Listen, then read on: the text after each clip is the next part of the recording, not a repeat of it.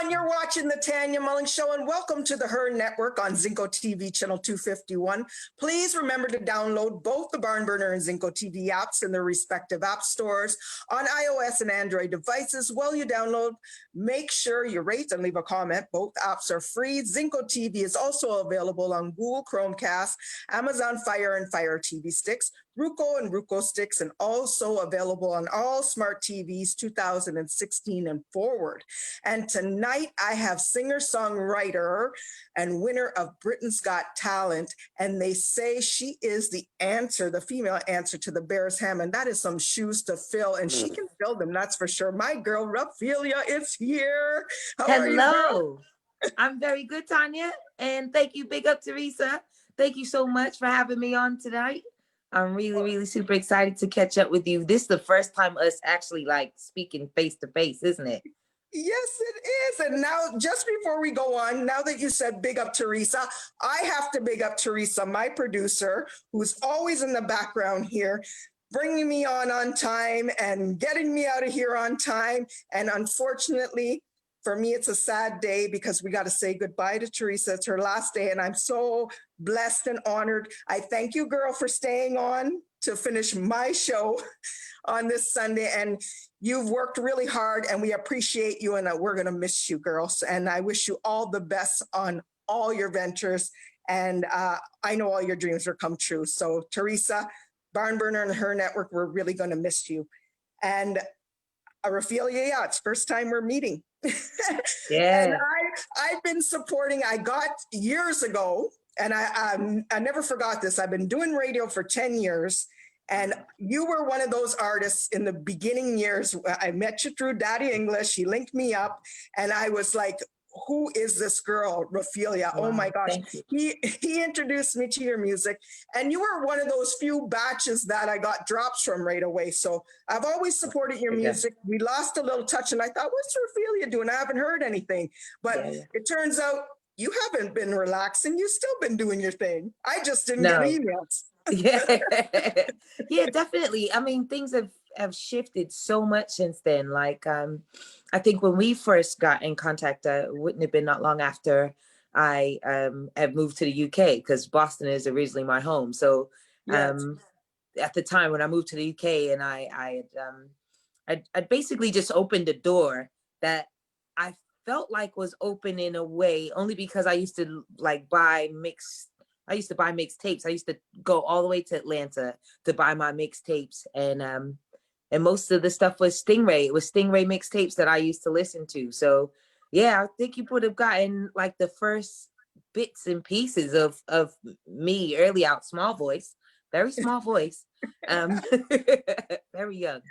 Yeah. Oh, yeah, you've been doing it a long time. And it's funny you say Atlanta, because that's where the home station is, theflavorradio.com. And you've been a big part of that station from day one. And we got your back on supporting your music. But I want to talk about your journey at younger years of Rafeelya, how the music came about. Oh, so for me, all right. So from about age 3, I used to play piano, which was great. But the teacher that I had used to beat my fingers. But however, yeah, she was old school. She was old school. It's a small woman. Her name was Miss Gardner. And bless her soul, I don't feel any way about her beating my fingers. I realized she was old school. You know what I mean? Because as much as she was old school, every time piano lessons started, she would always start with voice, with ear training. And it was the ear training that I think kept me singing. I played piano for 7 years. I never got great. I'm no Alicia Keys by any means. But when it comes to pitch and my ear and how I hear things, like I have to hear them right. Like I can't use this voice correct or anything. Like if I'm in there and I'm recording and I get it wrong, I'm angry about it. So I'm super blessed for Miss Gardner and her style and her old ways, because even though I couldn't play the piano, at least I got singing out of it. And I think my first sort of, it was through school, being shy, teachers pushing you to sing and stuff like that here and there. And then when I finally figured out that wait, my dad's Jamaican. Like we listened, you know, I was listening to all sorts. Don't get me wrong. I was listening to ska. I listened to a lot of 50s music. You know, the Beatles, stuff like that. I listened to a lot of old school music, Yeah. the old school R&B, soul, everything. Growing up, but I hadn't connected my heritage with music until I figured out, you know, I figured out, hey, my dad's Jamaican, and you know, we've got all these things. He used to make me play carnival every year. So Yeah. I know your family's big in carnival there as well. And Yeah. I think that just sort of, it just kickstarted everything. So I used to hang out when I finally got a chance to travel through Boston on my own without anybody. Oh, take your sister with you and stuff like that. I would go and I would hang out at Junior Rodigan's record shop. Okay. And that was me done. I mean, the closest mixed, you know, the hottest mixtapes, soul, the sound tapes, the sound systems, all of that. I was into all of that. And it was quite nice because he was the producer at the time that was recording, like he was recording people, actively recording, as well as you know, promoting shows and everything in Boston. So he would be my first experience in recording, Yeah. recording quality reggae music. And I say quality in the sense that it was something that children could listen to. Like, you know, my mom was one of those people, rest her soul. She was one of those people that would call a record shop and ask Junior Rodigan if I was still there. Like, is that Yeah. child still there? Because she thinks I've gone off somewhere else, or I'm not where I said I was gonna be, you know, that sort Yeah. of way. So yeah, it's really, really awesome. It's funny you Him, say Junior Radigan because him and I talk, well, we're both on Flavor 105, the yeah, show streamed out there as well. But him and I get in some serious talks sometimes about the business and FEMA yes, artists. He introduces me to a lot of FEMA artists I haven't heard of. yes, So big up Junior Radigan. He knows his yes, stuff. every time. Big Hmm. respect. Big time. Big time. And this is the thing, that's what I quite loved about it, is that, you know, he was like he was the big brother I didn't have. That was where I spent a lot of my time. He coordinated my first dub plate, my first hip hop dub plate for one of the DJs in the neighborhood. um Yeah. and because of his knowledge, like over the years, he just, you know, he was always been a big supporter, and I do consider him like a lifetime mentor. Whenever I go back to Boston, if I run into Junior, it's good.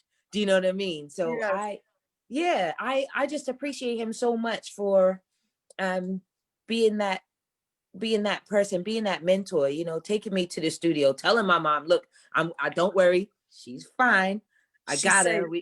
Yeah, yeah, we headed to do some music, and it's brilliant. I really do appreciate that time in my life.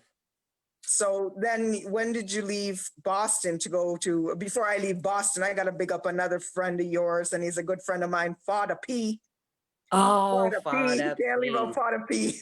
Yes, can't leave out Father P. Yeah. You know what? Oh, Father P would have been one of those people that that saw me at the time when all right, so basically when I was in Boston, before I was like old enough to really be in the clubs, I was actually in there, and I was opening shows for I opened shows for Wayne Wonder, Frisco Kid.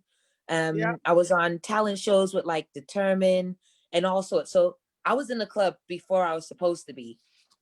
And Father P would have been one of those people that would have seen me in the club before I was supposed to be. So Father P, You'd be like, I'm telling on you. I'm telling on you know you. what I'm saying?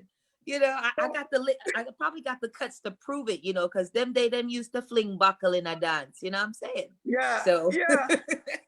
So yes, how old were you when you did your first recording in Boston? yep, in Boston at 15 years old.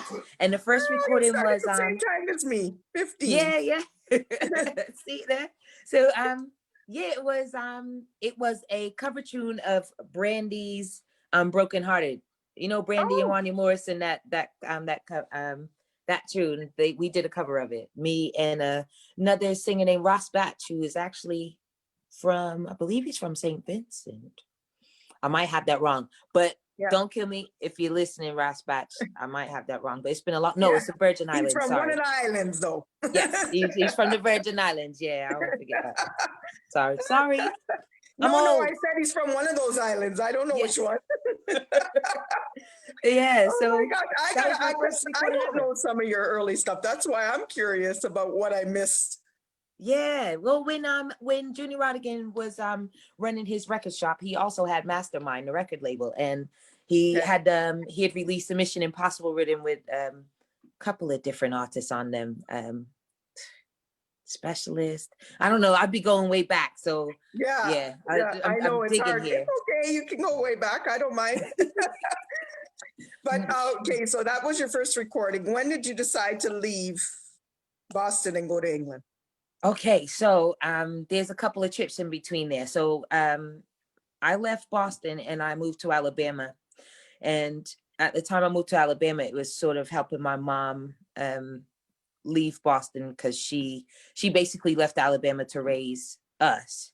Met my dad in Boston, and here I come. And so when her mother died, she returned home to look after her father, which was in Alabama. So I had that trip in between. And then when I was in Alabama, that's when I connected with Daddy English, who at the time was on a radio station in Alabama, which is the only reggae I pretty much knew. Cause I left the city thinking, all right, it's gonna be really tough because I'm not country by a mile. Like there's Yeah. nothing Yeah. country about me. So Alabama and me, I don't know how we're gonna manage. So Mhm. so I went on to a website that actually a friend of mine, when I was living in Boston, she made this website called the Dance Hall Web or something, dancehall.com or something like that. And what she Yeah. was doing, she was hosting all these DJs from all over the States. And I thought, what a great idea. So I thought, punch in Alabama, look for a dance. I want to hear some reggae music. I can't be in Alabama and I can't hear reggae music, So Yeah. that's where I met Daddy English, and that's history. Daddy English returns to Britain. I'm like, I want to go to Britain. So 2006, I end up in Britain. Meanwhile, before that, I should say, my dad used to live in Britain. Okay. My dad lived in Preston in years ago in Lancashire. So so when my dad was here, he brought all his brothers here and everything. So I've got cousins. I've got loads of family in Manchester. So when I graduated from school, my dad sent me here to meet family. At the Yeah. time when I came here to meet family, that's it's the same year Stingray was starting their record label. Okay. Yeah, so Prince Hammer, who's part of the Rockers movie and a big roots artist, was at a family party, was linked with a cousin of mine. So my cousin linked me with Prince Hammer. Prince Hammer takes me to Stingray. And at the time, I met so many people when I was in Britain. By Yeah. the by, let's fast forward back to 2006. I end up in Britain and I had not done music. I didn't do any music in Alabama. I was there for about 2 years Mhm. and I just felt lost. Yeah. It wasn't something I wanted to stop. I just couldn't figure this place out. I mean, Yeah. again, I'm so city, all these Caribbean people around me, my dad around me, all my peeps, all this life. And then I moved to Alabama and all that's kaput. Yeah. Gone. So coming back to Britain, I thought, oh my goodness, I'm in Britain now. What do I do? So yeah, it's been a crazy journey. So Yeah. again, I'll reverse. When I was in Boston and hanging out at Junior Rodigan's record shop again, a Yeah. representative from Heartbeat Records at the time called Joshua B was promoting Alpheus. And Alpheus was doing, I think, the Quality Time album on the Studio One label, and Heartbeat Okay. was sort of pushing that. He asked me to do some background vocals for him then when I was Oh, nice. 19 years old. I did those background vocals with another woman named Sonia Allen, who was another singer in Boston. When I got back to Britain, I just linked everybody that I had met before. Hey, Dilly. Hi, I'm Yeah. Rafeelya. Obviously, you don't remember me. It's like 1999. Why the hell would you? But Yeah. you know what I mean? I just thought, reach out. You really want to do music. You haven't been for a long time. Do something about it. And yeah. So you basically pushed yourself. You didn't have any management? Nope. Nope. Good for you. No. Good for No. you. No management whatsoever. And at the time when it was being offered, the person wasn't right in front of me, and I felt like it was the wrong timing, because you know, you don't know who you're dealing with. You really don't. Yeah. And unless, you know, you can really meet with that person at a time when your life is doing that. I just had a baby, like all this stuff. I was pregnant, actually, traveling back and forth to Stingray. Okay. If I'm not mistaken. Yeah. No, 2010. So I had the baby by then. 2009, 2010. Yeah, so when all it kicked off, 2009, 2010. Yeah. I ain't looked back ever since. What are some of the songs that you did with Stingray? Oh, first one. Did you do Bunny Lee? That Bunny Lee on I that did label? it through it, Bunny Lila, yes, on Bunny Send It to Lila, Be, sorry. on Send It to Be's record label as well. Yeah. Blessed Be, yeah, Blessed Be Music. Yeah, I've first single on Stingray was Runaway. Okay. Oh, here I go again. Yeah. I love your voice. Yeah, oh, bigger thanks. Yeah, is Runaway, and then the next one was Living My Life. I remember writing that, and then there was the Laba Laba Rhythm, and I think Laba Laba Rhythm was actually the first song I recorded for them. And it was a massive. No, that would be the third song I recorded for them, but it was a massive day for me, and it was a massive day because on that particular day, I met Claire Angel, and it was special because here it is, another Black woman in Britain, amazing voice. And we sort of known about one another, but we had finally got to, you know, to meet another person who's in this same field as me, not far from the same age, and doing her thing. And yeah, I'm truly appreciative of just that meeting alone. It's just, there's so many special times, but I'd say that that's a major special time for me. Yeah, because I'm so far from home, had no idea I would be able to I don't know. I like the name, the Reggae Fraternity. We got this thing called the Reggae Fraternity here, where, you know, this you know, they just big up all the artists that are in the business, and I just feel super special for being able to come and become a part of that, you know, and a part of that history. Like, it means a lot. What, at that time, was there a lot of females in that time around, or of course You we're know always what? outnumbered by the men, but Yeah. You know what? Come to find out, there were loads of females around. What I've come to learn so much about Britain and their reggae history and the Lovers Rock movement. So in the Lovers Rock movement, there are so many women, and because the men are always even outnumbered, even in the plane and on the radio. yeah. One would think there isn't a lot of women. Yes. But they are here. They are here in full force. Carol Thompson, Janet Kay, Sylvia Teller, Lady Lex, Susan Cadogan. You, like, there's so many you can name, and that's what makes this so special. Like, yo, the history here is deep. Like, I really feel honored. Honored big time. I always like the reggae that's coming out of England. I just like the vibe. I mean, Jamaica's Jamaica, but something about the Lovers Rock that comes out of England is just smooth. That's always loved it. Janet Kay, I met her in the 90s because I got to perform at Jackie Matu tribute at Brixton. And I got to perform, and she was there, and I was like, oh, you know? Yeah. Oh my gosh. Tons of people on. It was a big honor, but something about her, I was like, just wow, you know? Because, you know, being younger at that age, when you see them, there's ones we look up to, right? And she was one of them. That's right. I mean, when you see her, you're literally like, you want to bow. You just want to bow. Like, you don't even want to say hello first. You just want to be like, sister. Yes, ma'am. Thank you. Yes. Amen, sister. The song too that she did that I absolutely love, and Jackie Matu did that production, as You Bring the Sun Out. Oh, that is fire. Oh, it's one of my favorite. Oh my gosh. Favorites. I have too many favorites. I have too many favorites of hers. But I know. Oh my gosh. Oh my gosh. Yeah. Yeah, I know what Yeah. you're talking about. Who would you Sorry. say I know they said you're the answer to Barris Hammond, but how would you describe your music? It's reggae and R&B, but who would you say that you're similar to if you were to like you're Rafeelya, because I hear in your voice you Yes. don't sound like anybody to me. You don't sound like anybody, Give which thanks. is a good thing. But Thank you. who I do think you so too. say you're compared to, or people would compare you to? I don't know. I've heard so many different ones. So I've heard Mary J. Blige. I've heard Alicia Keys in terms of vocally. Yeah.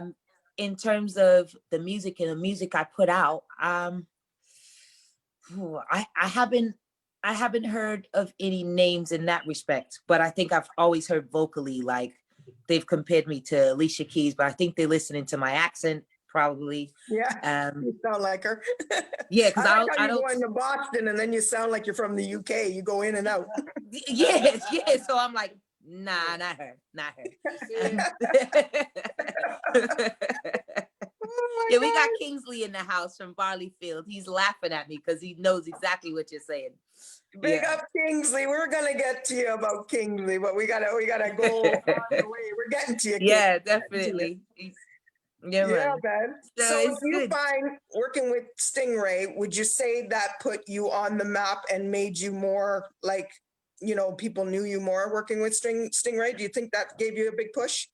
I really do feel like that, and I gotta give big respect to Stingray because not only did it give me a push and provide some, what it did is it provided steady releases while I was doing my background vocal work. So it's sort of like I'm still an artist Yeah. and still building that sort of, the written tracks and having music coming out, and at the same time I'm traveling, and doing background vocal work. So I feel like, old school putting in my time, like earning my stripes, like so many other singers before us. You can name them, Tanya, so many others.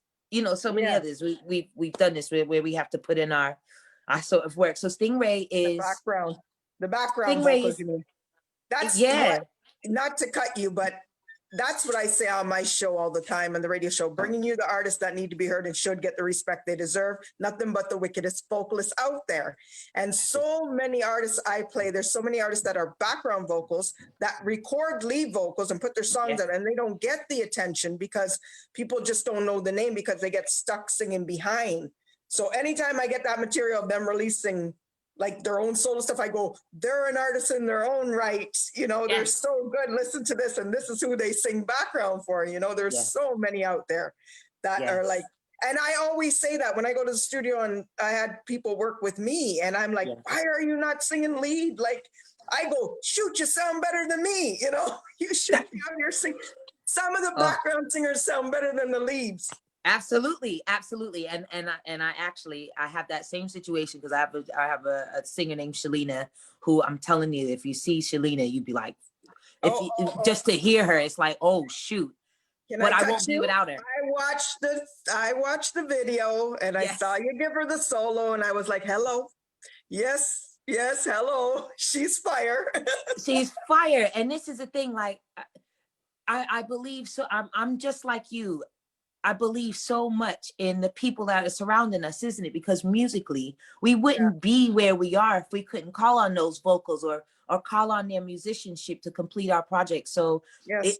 in my mind, it was super important to give what I know someone is giving me. Alpheus is giving me that opportunity to be able to step forward, even on his shows, to, shine, show people what you Yes. got. And that's really what it is. It's that mentorship and that support and that love for the music and that showing, just acknowledging the people around you that you work with in their efforts and their talent and their true skill. Yeah, because that's what I loved when I watched that you give them solo. Some people don't do that. They don't want to give them that spotlight, which is a great thing. It's like we know when you have that behind you, what it brings out of you. It's like That's it. heaven. They're That's heaven. it. They That's put the right. fire in you, That's So right. that's great. I just loved when you did that. that part. Thank I you. just so fully enjoyed that. Another one, Mellow Vibes. I Yeah. know you spoke a little bit about them, but did they do as much work with you as Stingray? Well, actually, we've got a lot of work done with Mellow Vibes. So I got to first and foremost big up Murray Man. Murray Man also is a roots artist and runs a record label, and a lot of the releases with Mellow Vibes are vinyl releases. What I loved about working with Mellow Vibes, and we will still work. I've got some things with him that I'd love to that we'll get to. We got to put out. So yeah, we still got some work to be done there. I really appreciate Mellow Vibes, because what Mellow Vibes did was, because he's an artist already, and we've sort of trotted the same places, because France, Europe, those people, he's got a lot of great links there in the dub, in the dub sector, and he's been in music a long time, likewise his dad. So I really loved working with Murray Man, because it just showed me another side of things, and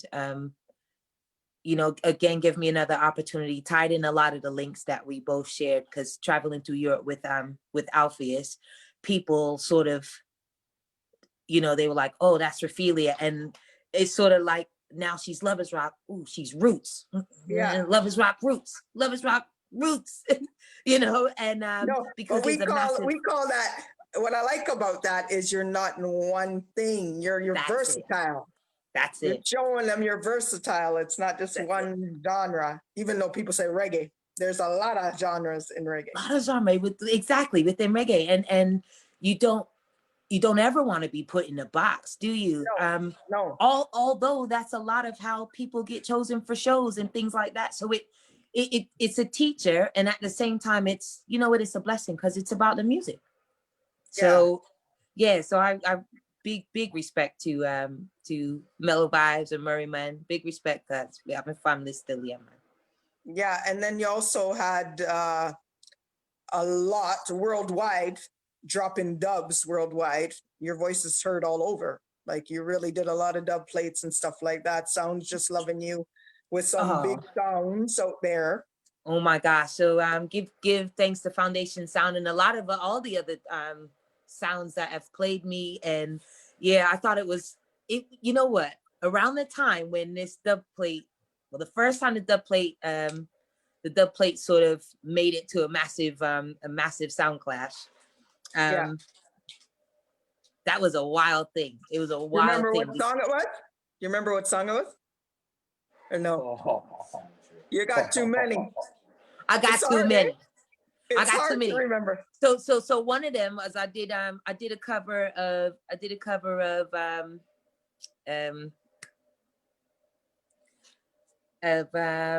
Prophecy. So I did a cover of Prophecy. Yeah. And I called it Symmetry. It was called Symmetry. And Foundation, that was one of the first dubs that played, and that's 2017 in the Sound Clash.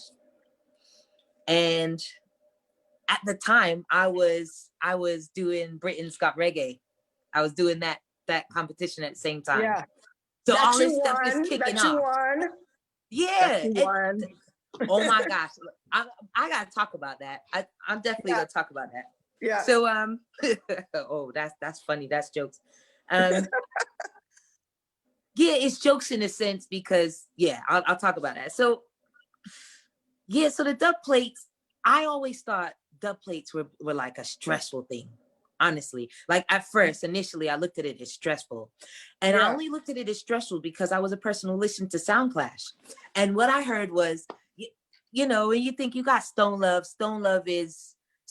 just gets dubs, don't they? Stone Love will just get a dub, and the dub is of the tune. Back to back, get a little Stone Love here and there. Boom. Yeah. There's your dub plate. So I was thinking, oh, it's just that easy, but it's not, because now you're writing the song. It's not you listening to somebody else dub plate. I feel your song this now, so So I'm like, oh, Ross. So I found it really, really stressful. And then when I finally heard that dub plate playing a dance, like when he just contacted me, it was like, nah, this is what I want you to do. And I was like, serious? You sure? Huh. I was really super excited, but there were two others before that One of the dubs I did, You're Going Down. I did Mary J. Blige. You're going down. Yeah, played that.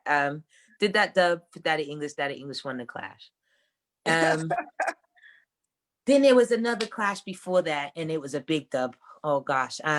It was Adele. The one she does for 007, the one she does for the James Bond movie. Okay. Yeah, so I did that dub. And I think that during that time, that's when dub just clicked. Yeah. Dub clicked for me. And it clicked for me in the sense that, why are you making it so hard on yourself? Like, this is, have fun. Yeah, Yeah. it was no longer the Lovers Rock box that I needed to stay in. It was no longer the Roots box that I had to stay in. This is dub. Do what you do, you know, and enjoy it.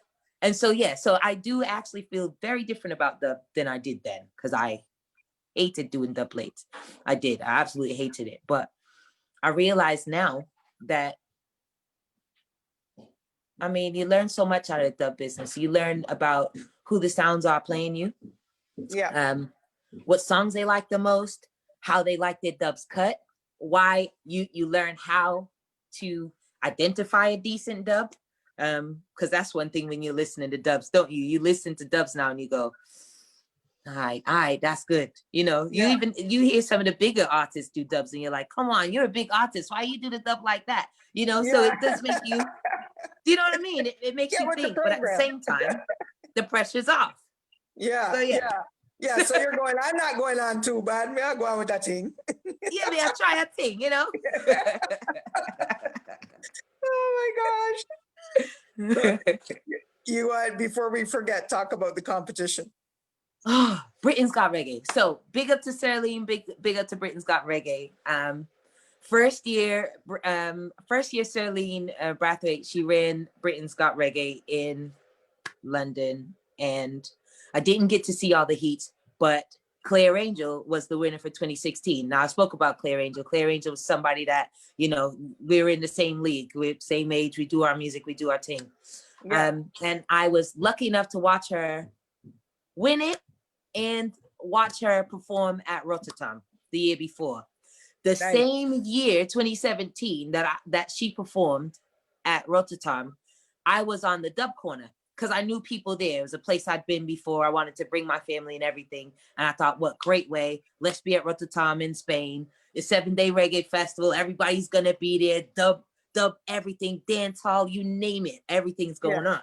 Yeah. So I'm on a dub corner and I'm holding a mic in dub corner. We touched the mic in dub corner that year. And then I get back and it's time to start auditioning. And I mean, not auditioning, we were finishing up. When I came back was the final. All throughout, let me tell you, all throughout this competition, because it took place in London and I'm living in Gloucester, which, mind you, people, for those that don't know, where I live in Gloucester is like, I don't know, 2.5 hours from London. So I'm outside of the city, and London is heavily, when I say heavily populated with artists and people and ends, it coming like New York, like the 5 boroughs, like that. Like there's artists from London ends. So in my mind, even though I know it's, you know, it was open to the country, I know it was an open competition. In my mind, I'm like, you can't get past London. Don't bother try. You can't get past London. Yeah. Meanwhile, I'm saying this to myself, and yet Stingray's been releasing tunes for me, which means that tune I play all about London with Rafeelya's name on it. So I'm telling myself one thing and forgetting the other bit. Yeah. I didn't think I was going to win still. I did not think I was going to win. Let me just tell you. Yeah. So throughout the competition, I'm thinking, right, strategize. Reggae is what you love. Strategize. You know the ends, you know the corners, you know which ways you can go. You know, I thought roots, all right, what do I do this? You know, first heat, I'm like, right. Noticeable tune. So I made sure to sing a release because I thought noticeable tune. Yeah. And I think it was in the first heat that it actually clicked. Like, yo, this is that chick who's been playing, you know, Then because they they put, don't see yeah, they me put a face with the song because with the that's how they, song. yeah. Yeah. So I thought, okay, this is good. Then the second one, I thought, okay, unreleased. Go unreleased, unreleased, release, and rhythm. If reggae competition, rhythm, right? Yeah. Always, I think most of them, well, I usually had one cover, but most of the music was all original.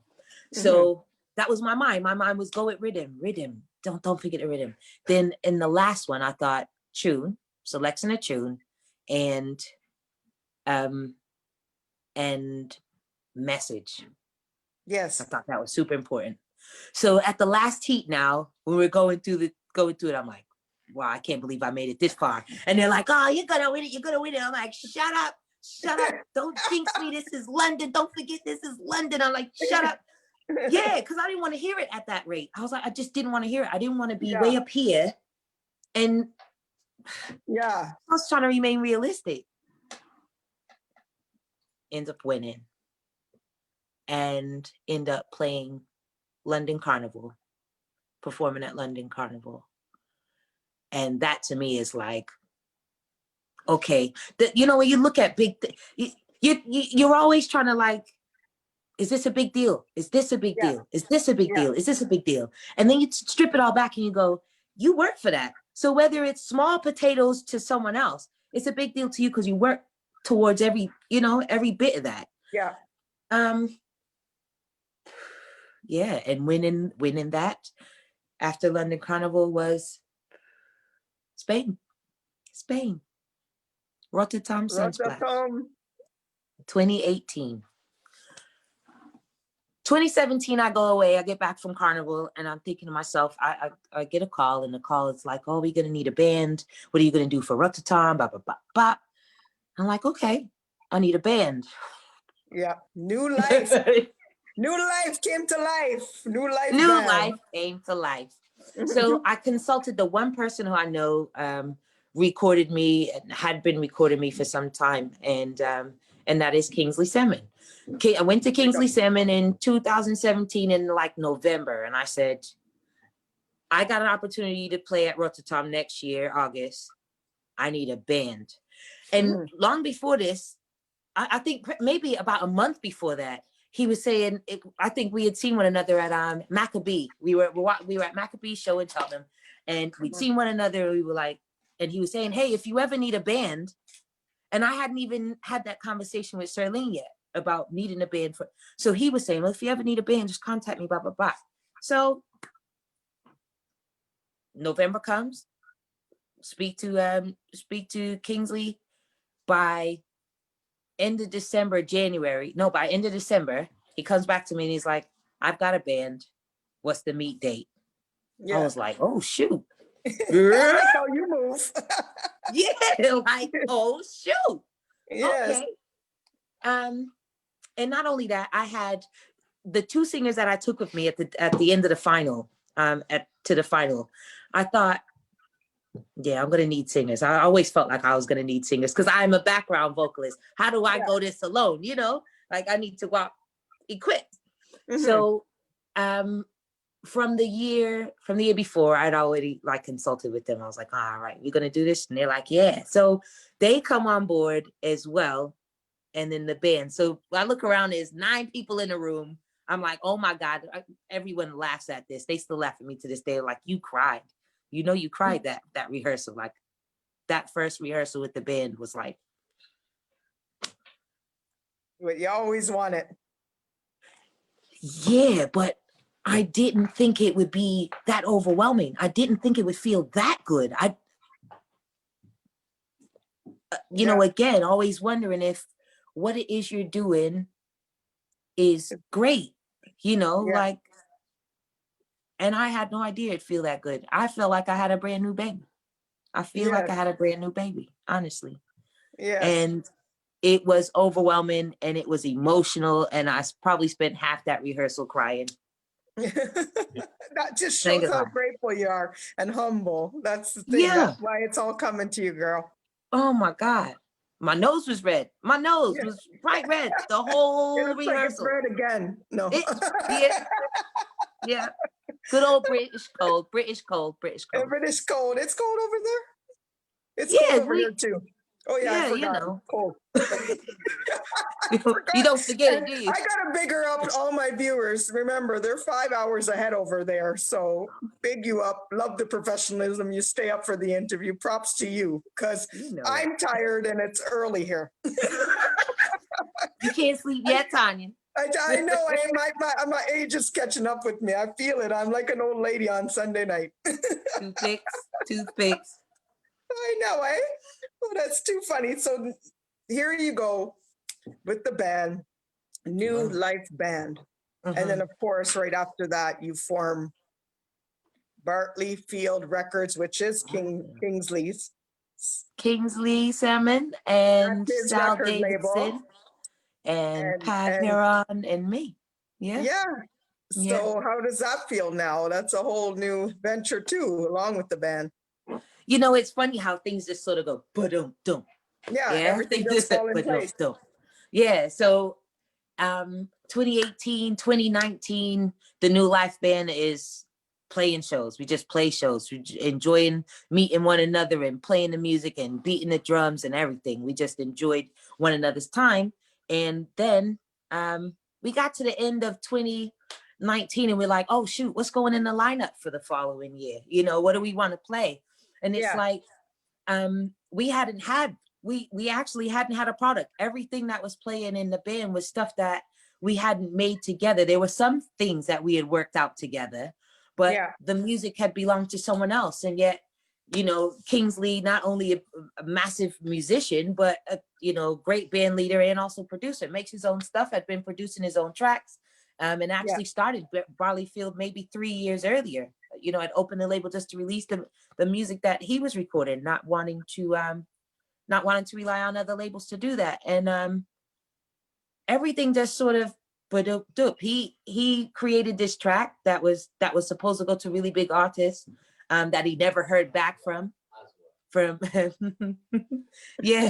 And so he's I'm probably not going going, to I'm mention not their names because laughing. He's in the background not laughing. Yeah, no, he's actually smiling really big because I'm laughing about it too. So like yeah, so I don't want to say the artist's name because I don't want him to feel like yeah. No, I get you. but he made this track, and he was always like, well, I don't know what's going on with it, so what do you do with it? And I thought, all right, let me have it. And I had it, and we came back with something, and that was all she wrote. So everything has just been like pop, pop, pop, pop, pop. After that, next track, next track, next track. So yeah, and now here's the label and all these releases you see. This year has been just productive. So the You Can was the first track that he had given me. And he decided to release in January, and yeah. Yeah, I put that You Can on my posts. People feeling that one. I didn't have that one till now, ma'am. Well, I'm glad I have it now. I can play it. You can kick me when you see me, but because I know we get to do the Zoom thing. I done already. I sent email and I said, put me on the email list now, so I'm not missing anything. No, you're going forward now.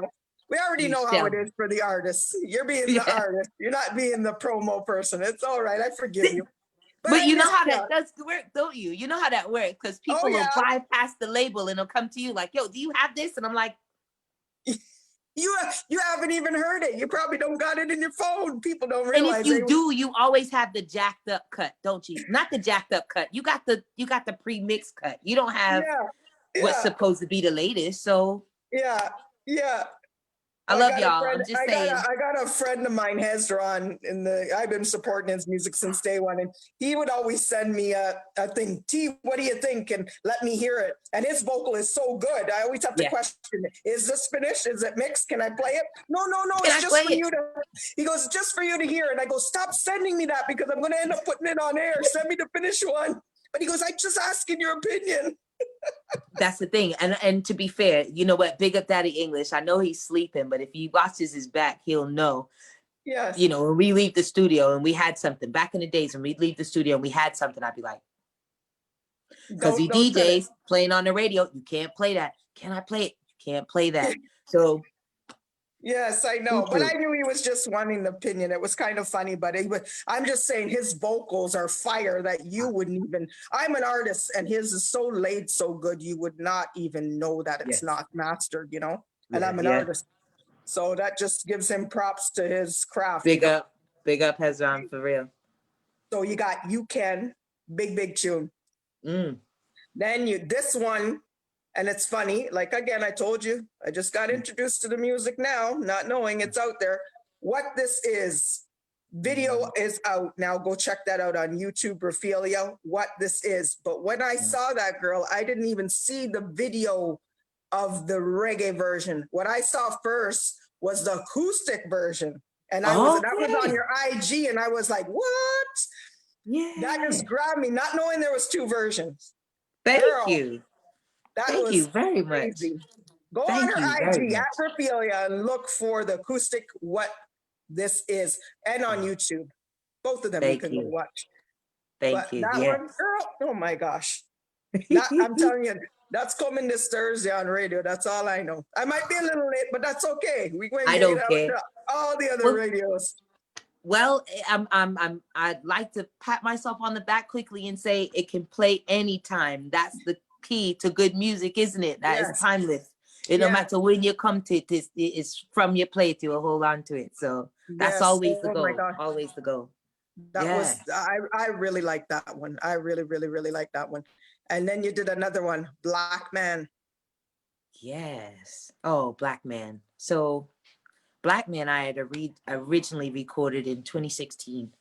As a matter of fact, I'm trying to think. Kingsley worked on it. Kingsley recorded a lot of that mixed CD, like some of the tunes that I was working on. He recorded a lot of that, and there was another guy named Jordan at the time. And at the time, I had the boys. The boys were just sort of coming up, and they're coming into that point where they think they're going to be on the games all the time. I got two boys, by the way, and they're now 17 and 13, but 2016, I just saw them like they were sort of always on the game. Not necessarily always on it, but like I was one of these people where, all right, come weekend, from the time I think they were about 5. Sorry. But by about the time they were 7 and 3, I was taking them to Stingray, right? So that was the time when I decided, I just figured out like, babysitting one child is one thing, but babysitting two is different. And then you're going to record music, and people don't really believe you're going to record music. People think you're just out there gallivanting in foolishness. You know what I mean? Like they don't recognize you are really trying to be serious with the thing. So I started taking my kids along to the studio with me. So 2016, I'm like, I know you want your Saturday, you want to go out, but you come to the studio with me. Yes. Before that, the goal every time October came around, I used to tell them to, I would tell them to make a project. October is UK Black History Month. So I would tell them to make a project. Look up somebody that you really respect. Let's talk about him. And so that following year, I said, you know what? All right, we're gonna make a song. Like, let's do a song for Black History Month. So we did. Brought them into the studio, gave them all the parts and everything. I was like, this is what you're gonna do. I'm like, huffing and puffing and stuff. I'm like, I got 3 boys, I know. See, I'm like, you can sing, you better get in there. So we did it. We wrote it together. It was like a family day out, but it was about the education of it all and something, creating something timeless. So I put it on a mixtape that year, and then this year it was just about making sure that I put it out. And nice. Black Man. Yes. Black Man. Nice. Go check that one out, available. We got 4 minutes left in here, and we definitely, I know it flies when we're having fun, girl. Trust me. It's like 2 girls chatting up, Upcoming track, We Cry. Oh, all right. So oh my gosh, how do I do this? Bim Sherman, who is the original singer. original singer Yeah. of the track Slummy Ghetto. We thought of this track. Well, Kingsley thought of this track and thought it needed to be done over, and not even done over, but we wanted to capture the essence of this track because it's an amazing track. Yes. And he did that. And he's released In the Ghetto on this rhythm, and mine is coming next. Mine is the next coming piece called We Cry. So Nice. yeah. So you got to look out for that one. Yes. Yes. So we are, and again, that's Barleyfield Records. Barleyfield Records. Sorry, my fault. Sorry. It's all right. Again, big up Kingsley Salmon. Big up yourself. I love the works that's coming out. And I gotta just name before we get out of here quick some that I like, that I play since I met you. Please. And then you forgot about me, and now I'm gonna find you again. But that's all right. We won't get into that. Never. Look, we still need our collaboration. Yeah, Body's calling, girl. Have you ever? Never gonna give you up.